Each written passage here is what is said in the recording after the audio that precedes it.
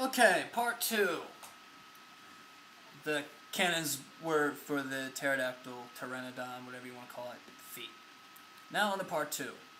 Part 2 would usually be when you confronted the tank mode. Well, my part 2 is going to be like a little history lesson. Plus tank mode. History lesson is, even though they're called Dinozords, only 2 of them are actually dinosaurs.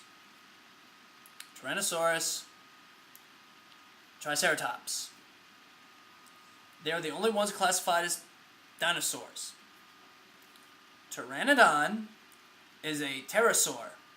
Similarities to dinosaurs, but it's classified as a flying reptile, not a dinosaur.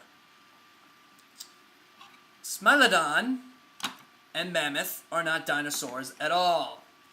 They were actually alive when these bad boys went bye-bye. They bit the dust. So, the Smilodon, or the saber-toothed tiger, and the, I think I'm pronouncing that right, Smilodon, and the mammoth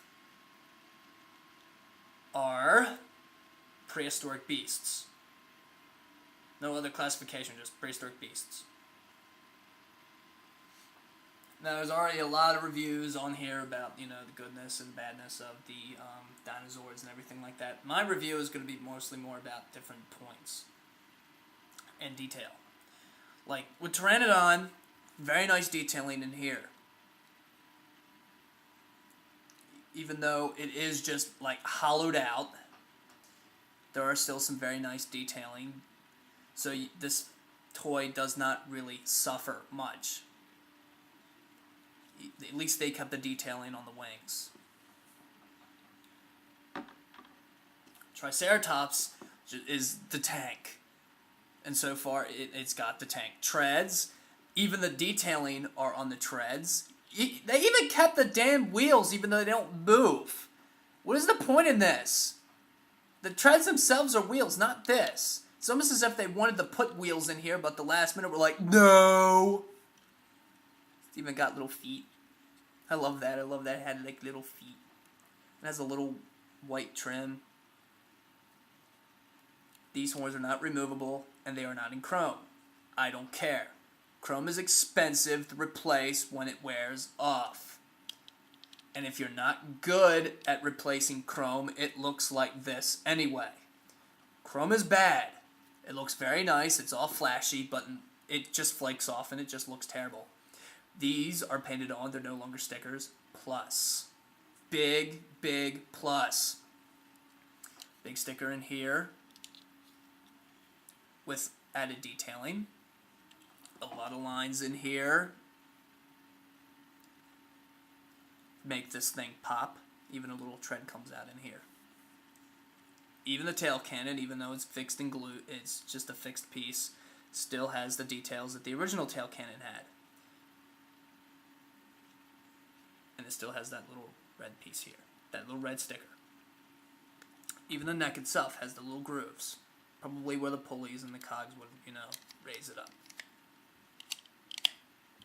And that's the Triceratops. Saber tiger, saber-toothed tiger, Smilodon, whatever you want to call it by now.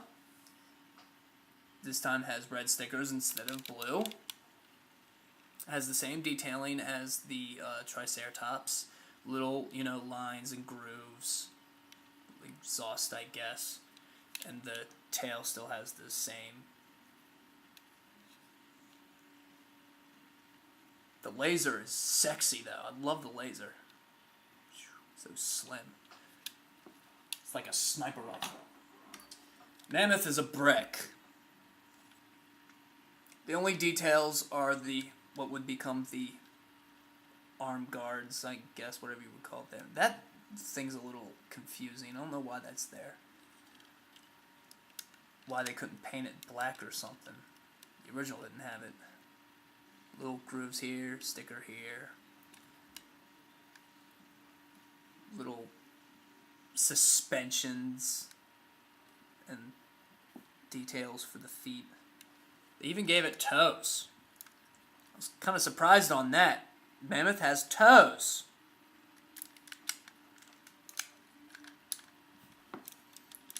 And then the head itself, details like little domes here.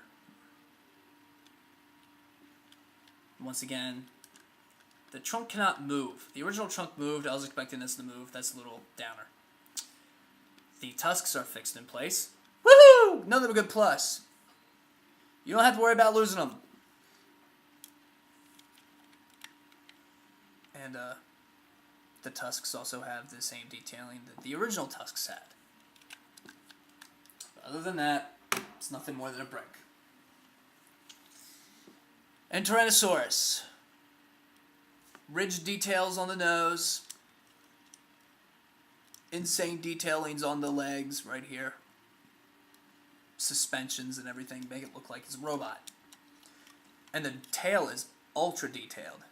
Still, no gray stickers for here. Someone on Ranger Board attempted to actually take the white from the sticker sheet and place it on, but it just looked like shit and he abandoned it. The arms, the little small arms. And that's it. Now, of course, when more power is needed, the Dinozords morph. I'm not going to do it like the show because already there's a lot of people that do it like the show. And frankly, it just wastes time.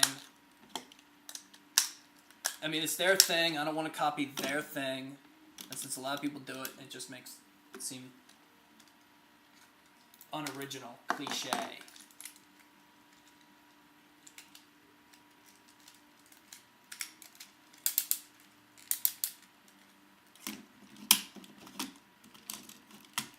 Oh shoot, I forgot. When in tank mode, you do this.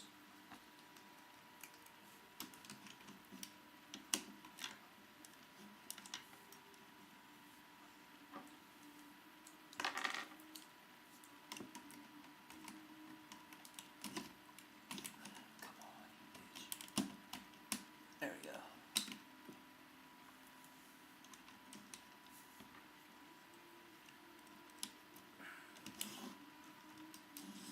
Tank mode! On the original toy, tank mode was probably my favorite combination. Just because it just looked like a beast tank. Japanese, it was called Dino Tanker. This one, because Bandai just figured people would just morph it into Megazord, forget tank mode, so they hollowed out the damn legs. It's cheaper than using one full piece of plastic, but still, when you're displaying it in tank mode, God. And this little hole here, what is this? I know the original had a gap, but it wasn't as big as this. My God. And then I came up with the idea, I haven't seen anyone do this, so therefore it is my patented idea to do this. Switch the arms around.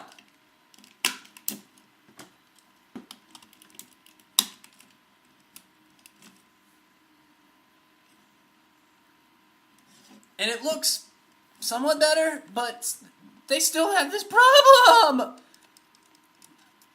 You can't win! I mean, it looks nice in the feet and everything, you know, but jeez! They hollowed out those plastic points. You can't win for crap!